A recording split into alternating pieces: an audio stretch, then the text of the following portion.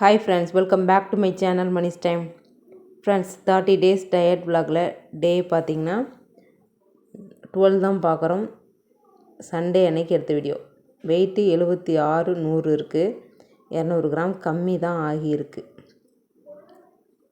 75 75ன்னு கனவு கண்டுகிட்டே இருக்க வேண்டியது தான். 75 வரும்னாங்குது.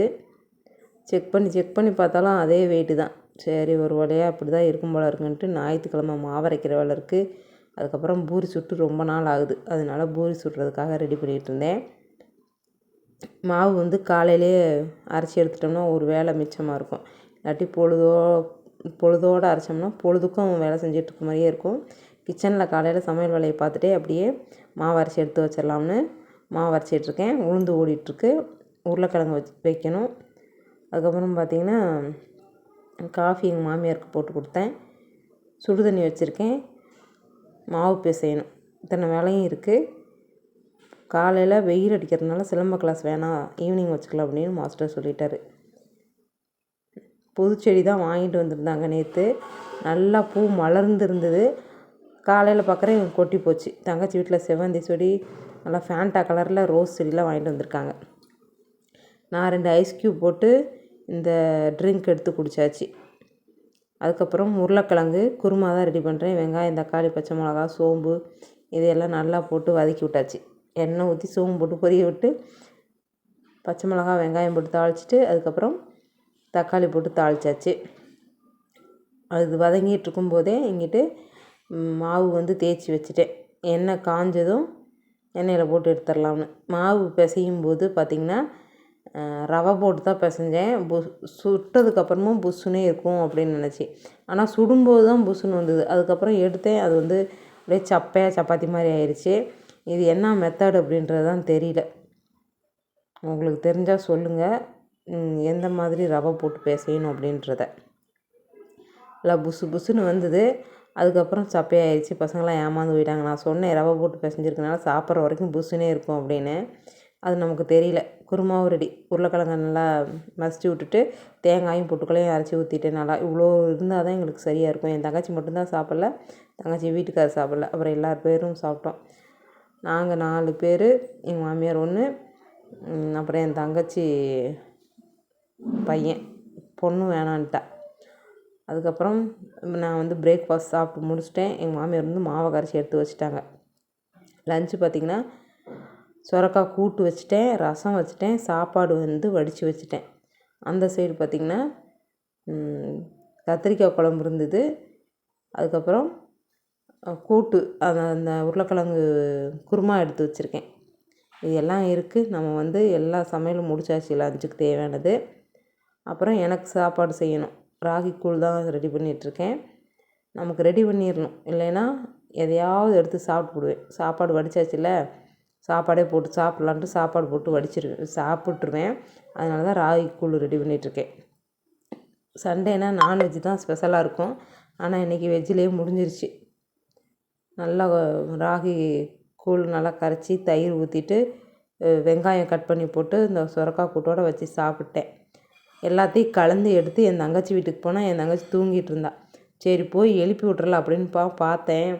பிள்ளை அசந்து தூங்குச்சு. அப்புறம் 2 வாய் எங்கனே உட்காந்து சாப்பிட்டு திரும்ப எழுந்திரிச்சு வந்துட்டேன். நான்லாம் தூங்கினா என் தங்கச்சி எழுப்பவே மாட்டான். ஆனால் என் தங்கச்சி தூங்கினா நான் போய் எழுப்பி விட்டுருவேன். எந்த நேரமாக இருந்தாலும் சரி. அப்படியே சொல்லிகிட்டு இருந்தேன். இப்போ வர என் தங்கச்சி நான் தூங்கும்போது எழுப்பி விட்டுறான் வந்து. எல்லாத்துக்கும் சாப்பாடு வடித்து வச்சு போட்டு நான் வந்து கேப்பக்கூழ் குடிச்சிட்ருக்கேன். எனக்கு தான் சோறு வயிறு நிறையா திங்க போகிறேன் அப்படின்றது தெரில. வெயிட் குறைஞ்சாதானே. சாப்பாட்டு மேலே கிரேவிங்காக தான் இருக்குது. சாப்பாட்டில் கை வச்சேன்னா நான் பாட்டுக்கு நிறையா போட்டு சாப்பிட்ருவேன். அதனாலேயே தூக்கிட்டு இந்த பக்கம் ஓடியாந்துட்டேன். ஒவ்வொரு நேரம் கிரேவிங்ஸ் கட்டுப்படுத்த முடியல. அந்த மாதிரி கட்டுப்படுத்த முடியாத நேரத்தில் நமக்கு தேவையான சாப்பாட்டை முன்னாடியே ரெடி பண்ணி வச்சுட்டு சாப்பிட்டுக்க வேண்டியதான். இல்லாட்டி அளவு மீறி போயிடும். நல்லா வெயில் கொளுத்தி எடுக்குது. இந்த சீலையை ஓயாமல் எடுத்து வெளியே வச்சிட்ருக்கேன். சுங்கம் போடணும். அதுக்கப்புறம் ப்ளவுஸ்க்கு கட் பண்ணி எடுத்துகிட்டு லைனிங் துணி எடுத்து ஸ்டிச் பண்ணணும். என் பொண்ணுக்கு எடுத்த ட்ரெஸ்ஸு அடிக்கணும். இதுவும் அவளுக்கு தான் எடுத்தது.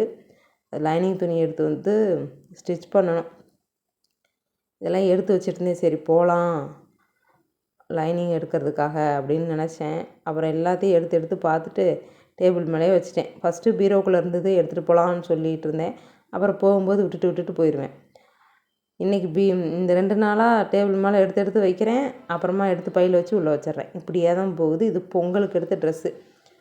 ஊருக்கு போகும்போதுனாச்சும் திருவிழாவப்போ ஸ்டிச் பண்ணி போட்டுக்கலான்ட்டு எடுத்து வைக்கிறேன். முடியல. என்றைக்கு தான் இது லைனிங் எடுக்க போகிறேனே தெரியறதில்ல. மொத்தம் 4 ஐட்டம் இருக்குது. கட் பண்ண சுடிதாரோட 5 ஐட்டம் இருக்குது. ஸ்டிச் பண்ணுறதுக்கெல்லாம் துணியெல்லாம் இருக்குது. ஆனால் நம்மக்கிட்ட நேரம் தான் இல்லை. பொய் சாக்கு சொல்கிறேன். சரி அப்படின்ட்டு எடுத்து வச்சுட்டு சிலம்பு கிளாஸ்லாம் கூட்டிகிட்டு போய் சிலம்பம் முடிச்சுட்டு நேராக எல்லோரும் பார்க்குக்கு வந்துட்டோம். வந்து ஒரு 7:20 வரையும் உட்காந்து பார்க்லேயே நேரத்தை ஓட்டியாச்சு. கொசு கடி பொறுக்க முடியல. அதனால தான் இழுத்து போத்தியிருக்கேன். ஒரு அரை மணி நேரத்துக்கு கொசு கடி பொறுக்க முடியாது. உட்காந்துருந்தோம்னா அவ்வளோதான், தடுப்பு தடுப்பாக வந்துடும். எனக்கெல்லாம் சேராது. அந்த நேரத்துக்கு 2 ரவுண்டு அடிச்சுட்டு வந்து உட்காந்துக்கிட்டோம்னா பரவாயில்லாமல் இருக்கும். இல்லாட்டி அரிச்சு எடுத்துரும் கொசு. கொஞ்சம் நேரம் தான் வாக்கிங் நடந்திருப்பேன். எக்ஸ்ட்ராவெலாம் நடக்கலை.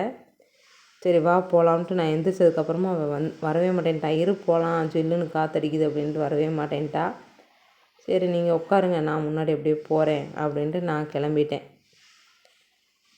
கொஞ்சம் கொஞ்சமாக வெயிட்டு குறைச்சிக்கிட்டே வந்துக்கிட்டே இருக்கேன். ஆனால் முழுசாக குறைஞ்ச மாட்டேன் இல்லை, டக்குன்னு குறையாது இல்லைங்களா. ஏன்னா எக்ஸசைஸ் எதுவும் செய்யறதில்ல, வாக்கிங்கும் சரியாக போகிறதில்ல. ஏதோ 1, 2 எனக்கு தெரிஞ்ச மாதிரி டயட் தான் ஃபாலோ பண்ணிகிட்ருக்கேன். அதனால தான் கொஞ்சமாக வெயிட் குறையுது. இல்லைன்னா அதுவும் இல்லை. இப்படி தான் போகுது டயட்டு. 12 நாள் ஆயிடுச்சு. 1 கிலோ குறைச்சேன். திரும்பவும் எக்ஸ்ட்ரா ஆகிடுச்சு. அதை குறைச்சிட்ருக்கேன். குறைஞ்சது நறுக்குன்னு குறைஞ்சதுன்னா, இல்லாட்டி கூடாமல் குறைஞ்சாலாவது கொஞ்சம் லெவலாக இருக்கும். நம்ம குறைச்சிட்டு திரும்ப 100 கிராம் 200 கிராம் ஏறிடுது. என்ன பண்ணுறதுனே தெரியல. சரின்ட்டு நான் வந்துட்டேன். இது இப்படி நடக்கும்போது ஒரு 1000 2000 ஸ்டெப்பு இப்படி தான் வந்திருக்கும், அவ்வளோதான். சரின்னு வீட்டுக்கு வந்துட்டேன். போதும் வாக்கிங் முடிச்சது அப்படின்ட்டு. வீட்டுக்கு வந்து இட்லி ஊற்றிட்டு பசங்களுக்கு தேங்காய் சட்னி அரைச்சி கொடுத்துட்டேன். அவங்க வந்து சாப்பிட்டாங்க. எனக்கு வந்து சப்பாத்தி தான் போடணும். 2 சப்பாத்தி போட்டுட்டு காலையில் வச்ச உருளைக்கிழங்கு குருமா இருக்குது, அதை வச்சு தான் சாப்பிட்ணும். சொரக்கா கூட்டும் தேங்காய் சட்னி அவங்களுக்கு கொடுத்துட்டேன். ஆனால் சொரக்கா கூட்டு சாப்பிடவே இல்லை, தேங்காய் சட்னி ஊற்றி தான் சாப்பிட்டாங்க. எப்போ பார்த்தாலும் இட்லி போட்டால் என் பொண்ணு இந்த மாதிரி கேக் கட் பண்ணிகிட்டே தான் இருப்பாள். உங்கள் வீட்டில் பசங்க இந்த மாதிரி செய்வாங்களா அப்படின்றத சொல்லுங்கள். நான் வந்து சப்பாத்தி போட்டுட்டு அந்த உருளைக்கிழங்கு குருமா வச்சு சாப்பிட்டேன். நல்லா இருந்தது. சூடு பண்ணி வச்சுருந்தேன் ஈவினிங். இப்படி தான் நேற்று வந்து சாப்பாடும் டயட்டும் போச்சு.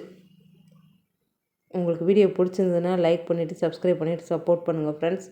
என்னோடய டயட்டுக்கு பேர்லாம் கிடையாது. ஏதோ அது மூலயமா வெயிட் குறையுது, அவ்வளோதான். நல்லா ருசித்து சாப்பிட்டுட்டு டின்னர் முடிச்சிட்டேன். நல்லா தூங்குங்க, நல்லா தண்ணி குடிங்க. நாளைக்கு வீடியோவில் பார்க்கலாம். பாய். தேங்க்ஸ் ஃபார் வாட்சிங்.